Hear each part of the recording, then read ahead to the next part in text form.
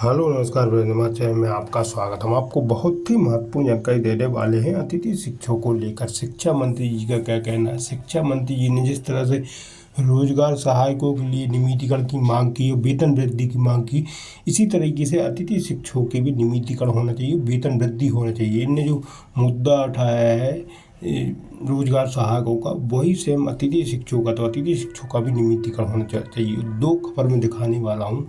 विधानसभा में जो प्रश्न किए गए हैं अतिथि शिक्षकों को लेकर, आउटसोर्स कर्मचारियों को लेकर, तो आप वीडियो में बने रहें, वीडियो पूरा देखें। वीडियो अच्छा लगे तो लाइक करें और चैनल को सब्सक्राइब जरूर करें ऐसे अपडेट पाने के लिए। क्या कहना शिक्षा मंत्री जी का अतिथि शिक्षकों को लेकर और रोजगार सहायकों को लेकर? वीडियो बने रहे, वीडियो पूरा देखें। वीडियो अच्छा लगे तो लाइक और चैनल को सब्सक्राइब जरूर करें ऐसे अपडेट पाने के लिए।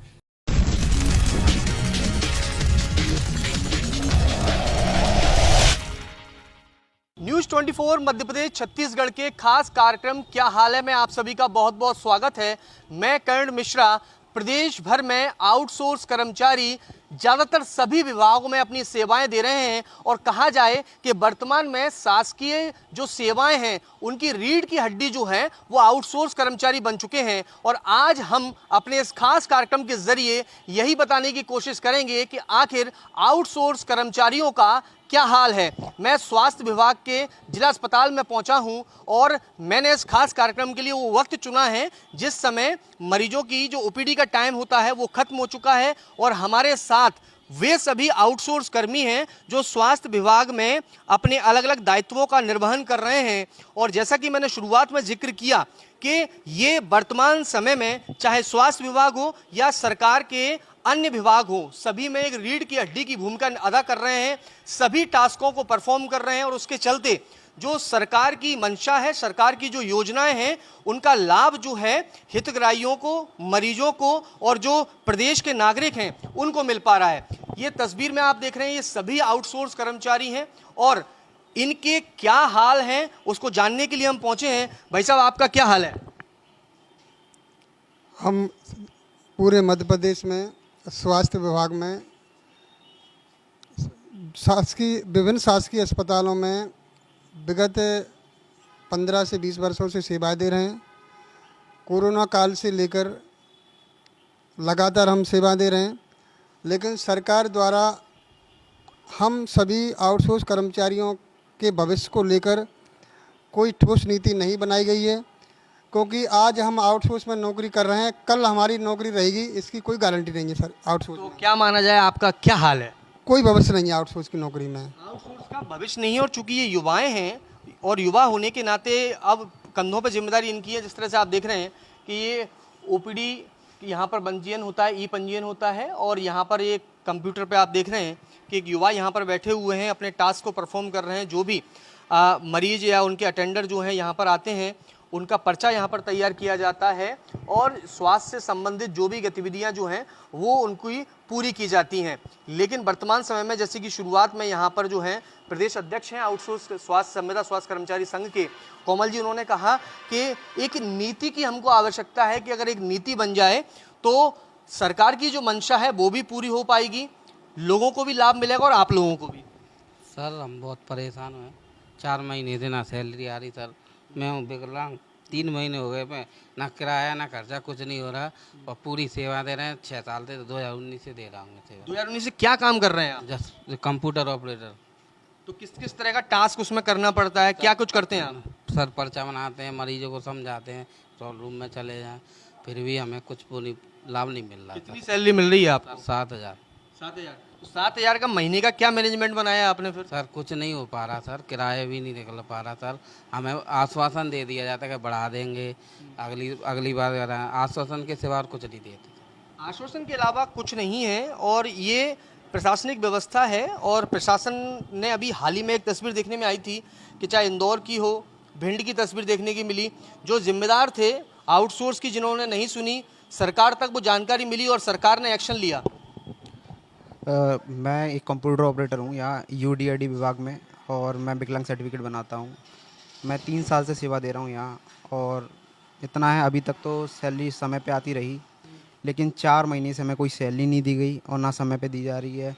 अगर हम अपनी मांगे करते हैं, बोलते हैं कि हमको सैलरी दी जाए, कंपनी के द्वारा बोला जाता है कि आ जाएगी, और अपने प्रशासनिक अधिकारी और जिला चिकित्सालय अधिकारी को भी कई बार बताया है, तो बोलते हैं आ जाएगी, कंपनी को बोल दिया गया है।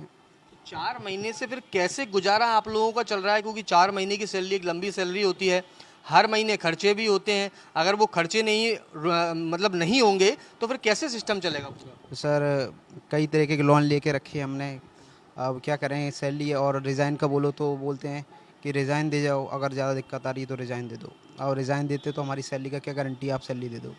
रिजाइन दे दिया तो फिर तो भविष्य पे भी संकट खड़ा हो गया। भविष्य पे संकट तो खड़ा होना ही है, क्योंकि रिजाइन देने के बाद हमारे पास कोई ऐसा वो नहीं है कि हम उस दूसरी जगह काम कर सकें। वो काम करने के लिए हमें एक्सपीरियंस चाहिए होता है। वो है एक्सपीरियंस हम अपने हॉस्पिटल से सीखे हैं। उसके बाद अगर हम किसी जगह दूसरी जगह काम करेंगे भी तो टाइम लगेगा उसमें, मतलब कि उसमें टाइम लगने के बाद भी पहले की जो 3 महीने की हमारी जो सैलरी रुकी हुई है उसका वेट करना पड़ेगा। उसके बाद जो आगे की हम प्रक्रिया बनाएंगे उसके लिए वेट करना पड़ेगा। कुल मिला के हमें वेट करना ही करना है। तो इसलिए हमने बात की थी सीएस सर से, तो वो आश्वासन दे देते हैं और कंपनी वाले भी आश्वासन दे देते हैं। सैलरी अभी तक नहीं आई है। सैलरी नहीं आई है, सैलरी का जिक्र इन्होंने भी किया, लेकिन मैं ये जानना चाहूँगा कि सबसे पहले आपने क्या एजुकेशन की? मैं सुखविंदर सिंह बीएससी कर रहा हूँ जीवाजी यूनिवर्सिटी से। तो क्या है, मैंने जॉब के लिए अप्लाई किया, तो मुझे 2-3 साल से मैं यहाँ पर ड्यूटी कर रहा हूँ। अच्छी सैलरी पहले मिल रही थी, लेकिन अभी कुछ दिनों से भैया बताया था अभी भैया ने कि 4 महीने से सैलरी नहीं मिली है। वही है कि सबका है कि सैलरी नहीं मिली, और आप बता देते। अच्छा, आप क्या आउटसोर्स में क्या काम देख रहे हैं आप? मैं जन्म प्रमाण पत्र देखता हूँ यहाँ पर जिला बच्चा खाना मुरार में। मैं वो पहले भी कर रहा था, अभी भी कर रहा हूँ। अच्छा, यदि एक दिन की अगर आपने छुट्टी ले ली तो क्या काम होगा आपकी अनुपस्थिति में? नहीं, काम बिल्कुल नहीं होगा, क्योंकि रोज़ डिलीवरी होती है और कलेक्टर मैडम का आदेश के अनुसार रोज़ बटने वाले, बनाने वाले और बेड पे ही उनको देना है। अगर मैं 2 दिन से अगर काम नहीं भी करूं तो बहुत सारे कागज़ जो है इकट्ठे हो जाते हैं, जिसको जवाब हमें देना पड़ता है। मैम का कॉल आता है वहाँ से कि जन्म प्रमाण पत्र बन क्यों नहीं पा रहे हैं, तो उनका रीज़न देते हैं, तो उससे कुछ नहीं हो रहा। अभी बोल भी रहे हैं कि 4 महीने हो गए हैं सैलरी का, वो तो ये बोलते हैं काम अच्छा, करते। एक चीज़ और बताइए आप मेरे को, न्यूज़ 24 मध्य प्रदेश छत्तीसगढ़ आपकी आवाज़ को सरकार तक पहुंचाने के लिए आया है। हम खास कार्यक्रम भी इसी वजह से कर रहे हैं कि आखिर आउटसोर्स कर्मियों का क्या हाल है। आप अपना हाल बता रहे हैं कि किस तरह से आपको सैलरी की क्या परेशानियां आ रही हैं, फ्यूचर को लेकर किस तरह से परेशानी है, सारी चीज़ें हैं। लेकिन मैं जानना चाहूँगा कि जिस तरह का टास्क आपको दिया गया है, कि टास्क के आधार पर सपोर्ट में कोई आपके साथ में लोग काम करने वाले हैं कि नहीं? नहीं, मैं अकेला ही काम करता हूँ। मैं और जो अलग अलग डिपार्टमेंट से अलग अलग जो काम देख रहे हैं, मुझे ऐसा जन्म प्रमाण पत्र का मिला था तो मैं कर रहा हूँ। लेकिन मैं अब आपसे यही चाहता हूँ कि आप लोग शायद उस तक बात को कि सब रख सके बात को, जिससे कि हमारा कुछ निराकरण निकल सके जिस बात से। बिल्कुल, देखिए निराकरण निकलना ज़रूरी है, और कुछ लोग भी हमारे साथ मौजूद हैं, ये सब आउटसोर्स कर्मी हैं। भैया, आपका क्या हाल है? हाल ही क्या बताएं, काफ़ी समय से तो सैलरी का इंतज़ार करते रहते हैं कि 10 तारीख हो गई है, 15 तारीख हो गई है, 25 तारीख तक सैलरी आने का इंतज़ार करते रहते हैं। और सैलरी आ भी गई तो उससे घर का गुजारा नहीं चल रहा है। लोगों से उधार लेके अपना भरण पोषण जो है वो करते हैं, ब्याज पे पैसे लेते हैं। लोन लेने की भी नौबत आ जाती है कभी कभी, उस लोन की किस्तों में ही सैलरी जा रही है, ब्याज में ही जा रही है। और सैलरी की बात करें तो जितनी आउटसोर्स कर्मचारियों को काम के हिसाब से सैलरी मिलनी चाहिए वो ना के बराबर है। उसके बाद सभी लोगों से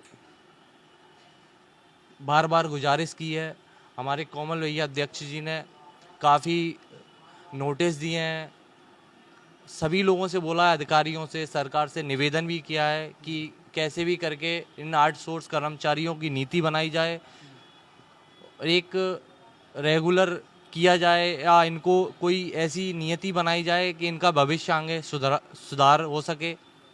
तो अभी तक तो ऐसी कोई उम्मीद दिखाई नहीं दे रही है कि हमारा भविष्य उज्जवल होगा, लेकिन हमें उम्मीद है इस सरकार पे, बीजेपी सरकार पे कहीं ना कहीं हमारी आवाज़ उन तक पहुंचेगी। वो कहीं ना कहीं हमारी दर्द को महसूस करेंगे और हमारे बारे में सोचेंगे। और डॉक्टर मोहन यादव की सरकार से ये उम्मीद है, जैसा कि इन्होंने जिक्र किया कि कुछ नीतियां अगर बना ली जाएं तो उससे कहीं ना कहीं जो जिस तरह